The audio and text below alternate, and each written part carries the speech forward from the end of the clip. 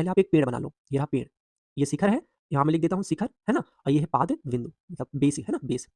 कह रहा है कि और टूटा हुआ भाग इस तरह मुड़ता है, देखो पेड़ टूट गया, आंधी आई टूट गया, बीच से टूट गया।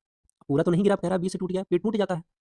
तो पेड़ टूटा हुआ भाग जो है, अब बताओ ये जो टूट जाएगा तो ये नीचे गिरेगा कि नहीं गिरेगा? गिरेगा सर। तो कह रहा है कि जो पेड़ का शिखर है, वो ज़मीन को छूने लगता है। इसका जो शिखर है वो टूट गया, यहाँ से टूटा और ये इसका जो शिखर था बेटा, ये वाला शिखर था, तो ये आके ज़मीन को टच करने लगा। तो जब वो टच करने लगा तो मैंने मान लिया कि यहाँ तक की जो दूरी है वो x है, तो यही दूरी है, ये भी x होगा। बहुत अच्छे। कह रहा है जब वो ज़मीन पे गिर जाएगा तो 30 डिग्री का कोण बनाता है, यहाँ पे 30 डिग्री का कोण बनाता है।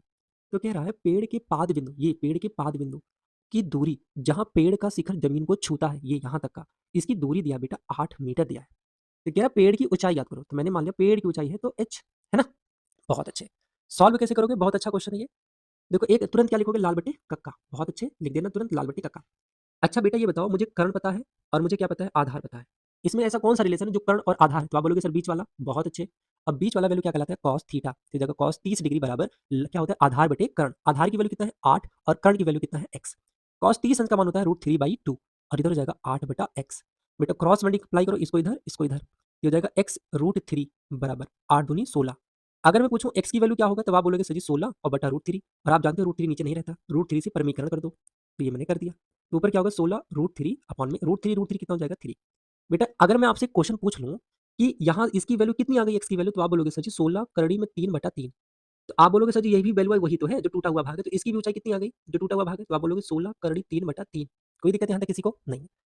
अब बेटा मुझे एक बात बता दो, अगर मैं आपसे ये कह दूं कि अगर मैं ये वैल्यू निकाल लूं, तो अगर पेड़ की ऊंचाई निकालना है तो दोनों को जोड़ देना, तो इसको मैं मान लेता हूँ h1 मान लेता हूँ, नहीं तो फिर अब मैं इसको y मान लेता हूँ। y यहाँ से लेकर यहाँ तक की दूरी को मैंने क्या मान लिया? y मान लिया। अब ध्यान से सुनो, यही मैं बना देता हूँ, ठीक है?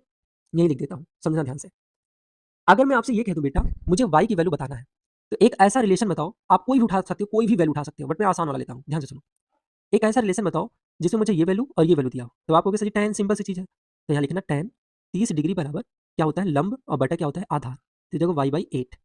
अच्छा मैंने इसको क्यों नहीं लिया? क्यों नहीं लिया बेटा? इसलिए ताकि वो कैलकुलेशन थोड़ा कठिन हो जाता है ना, तो आसान वाला करना। tan 30 अंश का मान कितना होता है? 1/√3 और ये आ गया y/8। अगर मैं इसको इधर करूँ, इसको इधर करूँ, तो क्या होगा? तो ये हो जाएगा 8 और ये हो जाएगा y√3। अगर मैं बोलूँ y की वैल्यू क्या होगा, तब आप कहना सर जी 8 बटे कड़ी में 3, रेशनलाइजेशन कर दो, √3 गुणा कर दो √3, तो बेटा y की वैल्यू आ चुकी है 8 कड़ी 3/3। बहुत अच्छी बात है। अच्छा एक बात, तो अगर मैं आपसे पूछ लूँ कि पेड़ की ऊंचाई कितनी होगी? पेड़ की ऊंचाई, तो आप बोलोगे सर पेड़ की ऊंचाई h इक्वल टू हो जाएगा x प्लस वाई। और बेटा यहाँ x की वैल्यू मैंने क्या निकाला? 16 कड़ी 3/3, ये हो जाएगा 16 कड़ी 3/3।